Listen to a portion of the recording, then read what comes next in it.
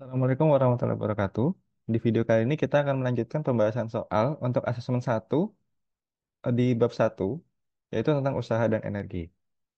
Baik, kita lanjutkan untuk soal nomor 6.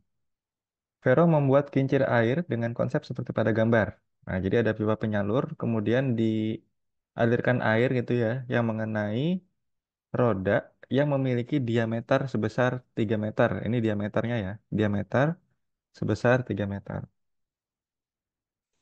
Kemudian bagian tengahnya langsung dihubungkan dengan generator. Saat diukur menggunakan voltmeter dan amperemeter, diperoleh tegangan dan arus berturut-turut 350 volt dan 2 ampere dalam waktu 35 sekon. Kita tulis dulu diketahuinya ya. Jadi em, tegangan katanya ya, berarti V-nya itu sama dengan 350 volt.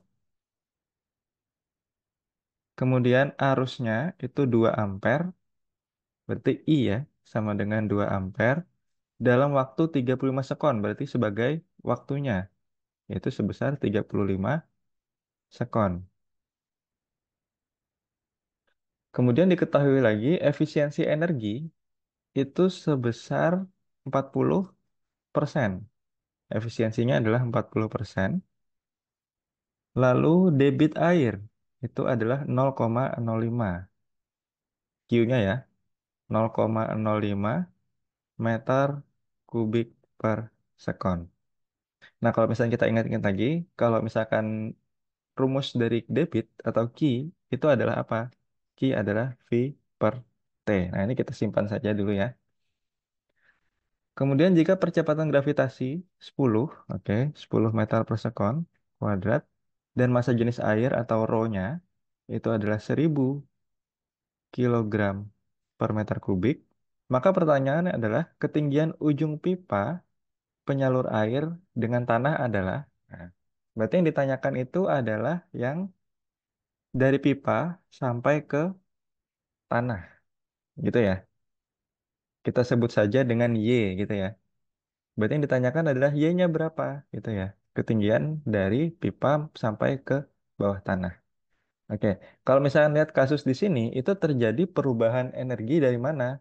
Dari energi potensial. Karena apa? Pipa penyalur ini mengalirkan air dengan ketinggian kita sebut saja H sampai mengenai roda. Sehingga roda ini berputar, kemudian dia memutar generator, kayak gitu ya. Jadi di sini efisiensinya itu bisa kita deskripsikan ya. Jadi efisiensinya itu adalah energi. Kalau misalnya di bukunya itu energi yang keluar dibagi energi yang masuk dikali 100%. Siapakah energi yang keluar? Yang sebagai keluarannya di sini adalah listrik ya. Berarti bisa kita tulis lagi efisiensi sama dengan energi listrik dibagi dengan energi yang masuk. Energi yang masuk di sini adalah apa? Satu-satunya adalah energi potensial yang berasal dari air yang berada pada ketinggian tertentu tadi, yang sebesar H tadi ya. Berarti energi yang keluar, yang masuk, sorry, adalah energi potensial dikalikan dengan 100. Oke, kita masukkan. Rumus dari energi listrik itu adalah apa? V I kali T. Itu ya, sudah diketahui semua. Kemudian energi potensialnya adalah mgh. Berarti dikali 100%. Nah, di sini yang jadi masalahnya adalah P-nya ada, I-nya ada, T pun ada, G juga ada, H juga ada. Yang tidak ada adalah nilai dari M-nya. Berarti M ini kita jabarin dulu ya. Nah, jadi kita bisa memanfaatkan hubungan antara massa jenis dan juga massa. Nah, berarti massa jenis, kita tulis di bawah sini saja ya. Massa jenis itu sama dengan M per V. Atau M itu sama dengan rho kali V. Nah, berarti rho-nya ada kan ya? V-nya apakah ada? Oh, tidak ada. Nah, V-nya ini bisa kita cari lagi dengan memanfaatkan debit tadi. Bahwa Q sama dengan V per T. Berarti kalau misalkan kita hubungkan dengan Q sama dengan V per T, kalau misalkan ditanya V-nya, berarti sama dengan Q dikali T. Gitu ya. Maka nanti V-nya itu kita ganti menjadi Q kali T. Ya. Berarti M-nya apa? Berarti M-nya bisa ditulis sebagai rho dikalikan Q kali T. Nah, rho-nya ini massa jenis, Q-nya debit, T-nya adalah waktu. Berarti M yang di rumus efisiensi tadi bisa diganti nih. Berarti kita tulis ulang. VIT per M. Masanya itu adalah rho Q kali T kali G kali H. Gitu ya. Dikalikan dengan 100%. Ada yang bisa dihilangkan? Bisa. T-nya karena sama ya waktunya ya. Berarti bisa dicoret. Oke, sekarang kita mulai masukkan angka-angkanya. Efisiensinya itu 40%. Kemudian V tegangan itu 350. I arus itu 2 per rho-nya 1000. Q-nya adalah 0,05. Gravitasi 10 dikalikan dengan H. Nah, H ini yang kita cari tadi ya. Dikali 100%. Nah, ini kan 100% bisa dihilangkan. Jadi 400%-nya itu berubah jadi 0,4 gitu ya. Berarti ditulis lagi 0,4 itu sama dengan 350 kali 2 itu 700 per. Nah, ini 100 dikali 0,05 kali 10 berapa? Oke, berarti bisa dihilangkan. Ini sisanya adalah 500. Oke, 500 H. Itu ya. Berarti kalau dikali silang, berarti 0,4 kali 500 H itu sama dengan 700. 0,4 kali 500 adalah, ini bisa dihilangkan juga, 4 kali 50, 200 H.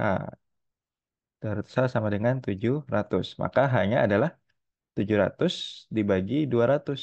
Hasilnya adalah 3,5 meter ya. Nah, ini H-nya. Sedangkan pertanyaannya adalah Y-nya. Nah, jadi kalau misalkan Y-nya mudah. Karena Y ini, kalau misalnya kita lihat di gambar ya, itu adalah H ditambah dengan D. Ketinggian air dari sampai ke rodanya ditambah dengan diameter itu adalah dari roda atas ke roda bawah atau yang di tanah gitu ya. Maka Y-nya itu sama dengan D ditambah H, di mana D-nya atau diameternya 3, H-nya adalah 3,5. Maka Y-nya itu adalah 6,5 meter. Maka inilah hasilnya.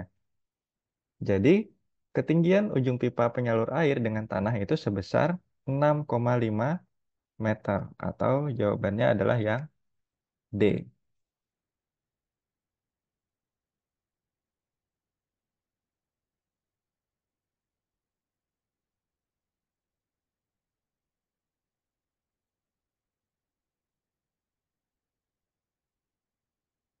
Kita lanjut ke soal nomor 7.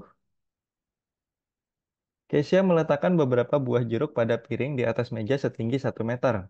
Tanpa disengaja, tangan Kesia mengenai piring sehingga salah satu jeruk jatuh dengan kecepatan 0,5 meter per sekon.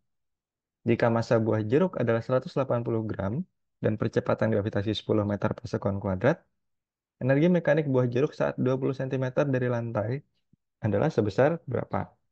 Oke, mungkin kita gambar dulu ya. Jadi ceritanya ada buah jeruk gitu ya, jatuh dari atas meja setinggi 1 meter. 1 meter katanya. Nah, anggap aja ya posisi pertama tepat ketika mau jatuh ini posisi A. Nah, katanya di situ saat jatuh dia memiliki kecepatan 0,5 meter per sekon. Maka kita sebut aja VA-nya adalah 0,5 meter per sekon.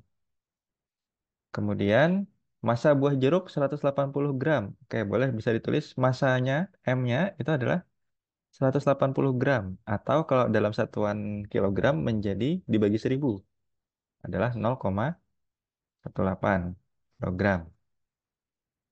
Percepatan gravitasi adalah 10 meter per sekon kuadrat. Oke, katanya pertanyaannya itu ketika berada di 20 cm dari lantai. Berarti kita buat aja ini sebagai posisi B yang memiliki ketinggian sebesar 20 cm dari lantai. Atau kalau dalam meter itu menjadi 0,2 ya, karena dibagi 100. Yang ditanyakan adalah energi mekaniknya ya. Berarti energi mekanik yang di B. Nah, itu yang ditanyakan. Oke. Nah, kalau misalnya kita ingat dari hukum kekekalan energi mekanik, jadi kalau misalnya energi mekanik itu di semua posisi itu selalu sama, itu ya. Berarti maknanya apa? Maknanya energi mekanik di A itu akan sama dengan energi mekanik di B, itu. Berarti bisa kita tulis energi mekanik di A itu sama dengan energi mekanik di B. Mekanik di A berarti terdiri dari energi potensial di A ditambah dengan energi kinetik di A sama dengan energi mekanik di B. Gitu ya. Berarti kita tukar saja. Energi mekanik di B sama dengan energi potensial di A ditambah energi kinetik di A. Energi potensial di A berarti M G H A plus energi kinetik di A berarti setengah M V A kuadrat. Masanya 0,18, gravitasi 10, HA berarti 1 meter ya tadi ya, plus setengah M lagi, berarti 0,18 lagi, dikali VA kuadrat, berarti 0,5 kuadrat. Nah, 0,18 kali 10 kali 1 berarti 1,8. Ditambah setengah kali 0,18 berarti 0,09. Dikali 0,5 kuadrat berarti 0,25. 1,8 ditambah 0,09 kita kalikan dengan 0,25.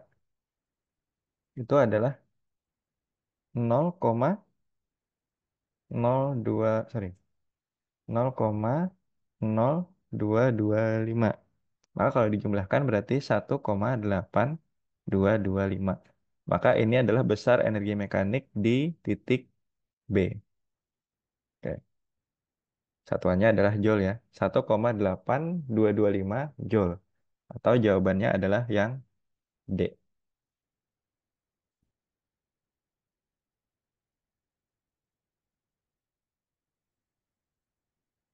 Kita lanjut ke soal nomor 8. Grafik kecepatan terhadap waktu benda A, B, dan C disajikan pada gambar berikut. Nah, jadi ada grafik hubungan antara waktu dan juga kecepatan. Jadi di sini em, dari 0 detik gitu ya sampai detik ke-6 itu terjadi perubahan kecepatan. Misalkan yang A itu dari 0 sampai 30 gitu ya. Yang B itu dari 5 menjadi 25. Kemudian yang C itu dari 10 meningkat menjadi 20 seperti itu ya.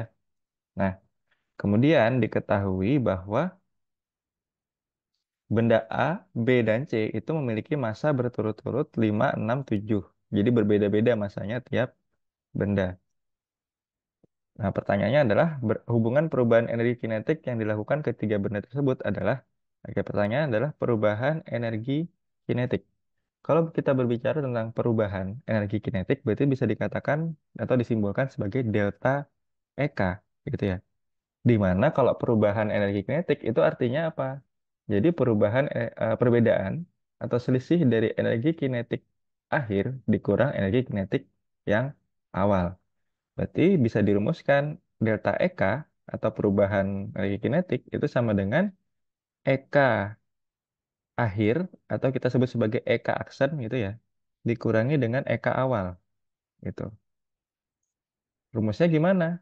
Berarti dimasukkan saja delta EK sama dengan setengah M P aksen kuadrat dikurang setengah M P kuadrat gitu ya.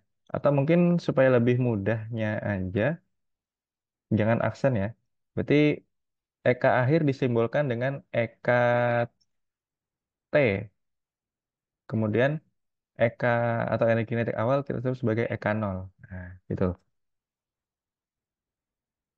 Berarti jadi rumusnya jadi setengah MVT kuadrat untuk yang akhir, untuk yang awal berarti setengah MV nol kuadrat. Nah, atau karena masanya dalam satu kasus perubahan energi kinetik ini sama itu ya. Berarti bisa diubah rumusnya atau dikeluarkan ya setengah M-nya. Berarti setengah M dikali VT kuadrat dikurang V nol kuadrat. Nah, ini rumus yang akan kita gunakan untuk mencari perubahan energi kinetik untuk masing-masing benda. Oke, kita mulai dulu dari perubahan energi kinetik yang di A.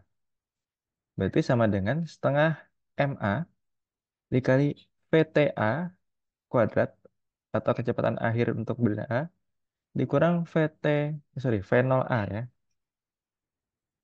V0A kuadrat gitu. Atau kecepatan awal untuk benda A. Berarti setengah MA-nya tadi massa A adalah 5. Kemudian VTA kuadrat, berarti VTA-nya adalah kecepatan akhir untuk A. Berarti yang di detik ke-6 ini ya, itu sebesar 30 dikuadratkan, dikurang dengan kecepatan awal untuk A, itu adalah di angka 0 ya. Berarti 0 kuadrat. Maka ini sama dengan setengah kali 5 kali 900. Nolnya kan habis ya. Berarti sama dengan berapa ini? 400, 4.500 dibagi 2 itu adalah 2250 Joule. Nah, ini untuk yang delta EKA. Sekarang kita cek lagi untuk delta EKB. Rumusnya sama. Itu setengah MB dikalikan dengan VTB kuadrat dikurang V0B kuadrat sama dengan setengah. MB-nya itu massa B 6. Kemudian VTB kuadrat. Berarti kecepatan akhir di B itu di sini adalah 25 ya. Berarti 25 kuadrat dikurang kecepatan awal yang B, kalau kita lihat di garisnya itu di angka 5 ya. Berarti 5 kuadrat. Jadi sama dengan setengah kali 6 ini 3 ya. Dikalikan dengan 25 kuadrat berarti 625 dikurang 25.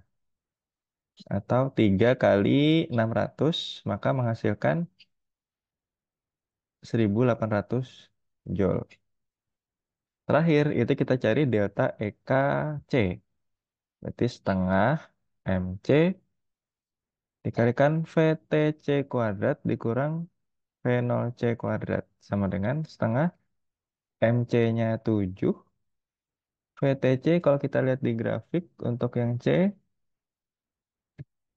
kecepatan akhirnya 20 ya. 20 kuadrat dikurang kecepatan awal C adalah 10. Berarti 10 kuadrat. Sama dengan setengah kali 7 kali 400 dikurang 100. Atau setengah kali 7 kali 300 ya. Berarti sama dengan 2100 dibagi 2. Berarti 1050 ya. Joule. Nah, sekarang kita bandingkan. Kita urutkan dari yang paling kecil. Karena ini pertanyaannya adalah kurang dari ya. Untuk di opsinya. Berarti yang paling kecil itu adalah yang 1050. Itu punyanya delta EKC. Nah, berarti delta EKC itu kurang dari, kemudian yang peringkat kedua atau yang di tengah-tengah adalah yang B. Berarti kurang dari 1008 ini ya. Delta EKB. Kemudian delta EKB itu kurang dari yang paling besar adalah yang 2250 milik dari delta EKA. Maka jawaban yang benar itu adalah yang D ya. Delta EKC kurang dari delta EKB kurang dari delta EKA gitu ya.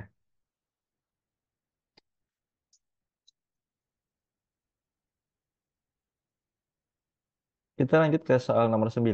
Jadi ada tiga buah dijatuhkan, tiga buah bola dijatuhkan di permukaan pasir dengan ketinggian berbeda. Data percobaannya sebagai berikut. Nah, ini ada datanya, tuh ya. Kemudian kesimpulan yang dapat diambil berdasarkan data tersebut adalah, nah jadi di sini dicari bola manakah yang melesak lebih dalam. Kalau misalkan dilogikakan, yang melesak lebih dalam itu adalah yang memiliki energi potensial yang paling besar, gitu ya. Jadi kalau misalnya dihubungkan, semakin besar energi potensial, maka bola akan melesak lebih dalam. Jadi tugas kita di sini adalah mencari eh, energi potensial dari masing-masing bola, gitu ya. Seperti sebelumnya, yang dibahas di nomor-nomor sebelumnya, energi potensial itu dirumuskan dengan M massa dikalikan dengan G gravitasi dikalikan dengan H ketinggian. Nah, di sini datanya sudah ada. Untuk bola A, itu massanya adalah 100 gram atau dikonversi ke kilogram menjadi 0,1 kilogram dengan ketinggian H sebesar 2 meter. Kemudian untuk bola B itu memiliki massa 120 gram atau 0,12 kilogram dengan ketinggian sebesar 3 meter. Lalu bola C itu memiliki massa sebesar 150 gram atau 0,15 kilogram dengan ketinggian atau H sebesar 4 meter. Nah, untuk gravitasi selalu kita gunakan yang mudah saja, itu 10 meter per sekon kuadrat. Sekarang kita hitung yang A. Berarti energi potensial A adalah mgh ya. Berarti 0,1 kali gravitasinya 10 kali 2 hanya ya. Berarti sama dengan 2 joule. Untuk benda B, energi potensial B sama dengan 0,12 dikali 10 dikalikan 3. Berarti 3,6 joule ya. Kemudian bola C, energi potensial C sama dengan 0,15 dikali 10 dikali 4.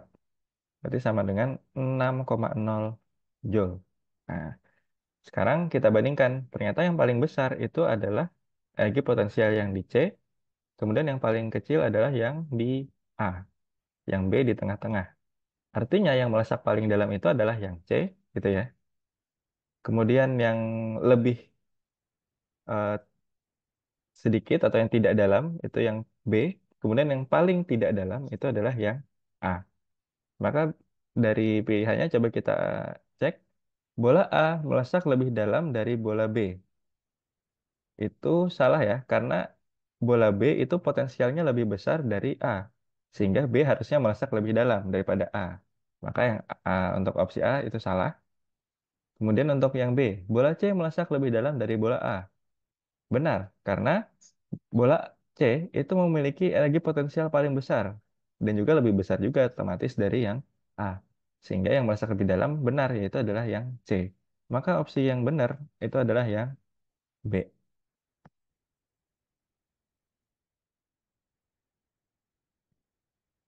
Kita lanjutkan soal nomor 10. Jadi ada balok bermassa 2 kilogram meluncur pada lintasan seperti pada ilustrasi berikut. Nah, kita perbesar saja gambarnya. Nah, ini. Nah, katanya dari P ke Q itu adalah seperempat lingkaran kecil, seperempat lingkaran licin ya. Jadi licin dari P ke Q. Kemudian setelah melewati Q, baloknya melewati bidang kasar. Nah, berarti setelah Q, nah ini adalah kasar bidangnya ya. Nah, kemudian jarak antar titiknya itu 1 meter. Berarti dari Q ke A itu 1 meter, A ke B itu 1 meter, B ke C juga 1 meter. Kemudian jika gesekan antar balok dan bidang kasar sebesar 8 Newton, berarti ini adalah gaya geseknya ya. F sama dengan 8. Pernyataan yang benar adalah apa? Nah, di sini kalau lihat di opsinya, itu adalah pertanyaannya, kapan balok itu akan berhenti? Bukan kapan, di mana balok itu akan berhenti? Apakah di titik A, B, C, atau antara titik A dan B, atau antara titik B dan C? Itu ya. Oke, di sini kita bisa menggunakan yang pertama untuk yang P ke Q. Karena bidangnya licin gitu ya. Kemudian P itu memiliki ketinggian, sedangkan Q itu tidak memiliki ketinggian, gitu ya. Maka di sini kita bisa menggunakan kekekalan energi mekanik. Berarti energi mekanik di P itu harusnya sama dengan energi mekanik di Q. Nah, berarti energi potensial di P ditambah energi kinetik di P itu harus sama dengan energi potensial di Q ditambah energi kinetik di Q. Nah, karena di P itu dia baru dijatuhkan, maka dia tidak memiliki kecepatan sehingga kinetiknya tidak ada. Berarti bisa dicoret untuk kinetik di P. Sedangkan yang di Q karena dia tidak memiliki ketinggian, maka bisa dikatakan bahwa tidak memiliki energi potensial atau potensialnya nol untuk di Q. Berarti bisa dicoret. Maka bisa dikatakan bahwa energi potensial di P itu sama dengan energi kinetik di Q. Oke, nah tujuan kita di sini adalah mencari energi kinetik di Q dulu. Energi kinetik di Q itu berarti sama dengan energi potensial di P. Berarti sama dengan mgh. Masanya berapa? Masanya 2 kilogram, gravitasi 10. Hanya berapa? Hanya itu sama aja dengan jari-jarinya ya. Karena di sini 80 cm, di sini kan jari-jari itu juga berperilaku sebagai ketinggian. Sama-sama 80 cm. Berarti 0,8 meter ya. Berarti dikali 0,8. Berarti 20 kali 0,8 sama dengan habis ya. Maka sisanya jawabannya adalah 16. Maka energi kinetik di Q itu 16 Joule.